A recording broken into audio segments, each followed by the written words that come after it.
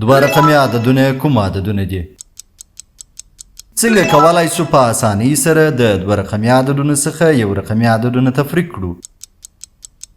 د 14 عدد څخه اووه څنګه تفریق کوو؟ السلام علیکم. د شلم درس تمرینی ویډیو ته ښه راغلاست. د نن ورځې په تمرین د درس کې له دوه رقمي عددونو څخه د یو رقمي عددونو داسې تفریق زده کوو چې پور ولري.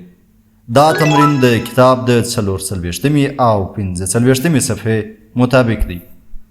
کله ناکله موږ یو دوه رقمي عدد لکه 22 لرو او له هغه څخه یو کوچنی عدد لکه اووه تفریق کوو. که د یویز په ځای کې د پورته عدد یویز رقم د لاندې عدد له یویز رقم څخه کوچنی وي نو موږ پور اخلو. د پور اخیستلو لپاره لاندې پړاوونه عملي کوو. لومړی د یویز خانې ګورو. که د پورته عدد یویز رقم د لاندې عدد د یویز رقم څخه کم وي نو پور به اخلو. پور د لسیز خانې څخه اخلو. د لوړ عدد د لسیز خانې له عدد څخه یو پور کوو. د دوو څنګ ته چې یو ولیکو 12 کیږي. وروسته د تفریق عملیه ترسره کوو.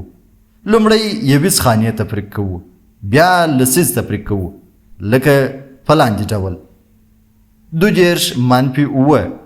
لومړی راځو له دوو څخه اووه نه کمیږي نو له لسیز خانې څخه چې درې پکښې موجود دي یو پور اخلو چې دوه ورباندې 12 کیږي او له 12 څخه چې اووه کم کړو 15 پاتېږي. اوس راځو د درې پر ځای دوه پاته دي د لسیز په خانه کې. له دوو څخه چې صفر کم کو یا هم خانه خالي لرو نو دوه خپله لاندې راتا کوو چې د جواب په توګه موږ تاسو ته 25 پاتېږي. ګرانو زده کوونکو اوس نو لاندې مثالونه تاسې په خپلو کتابچو کې حل کړئ او جوابونه یې موږ ته په کمنټ کې ولیکئ.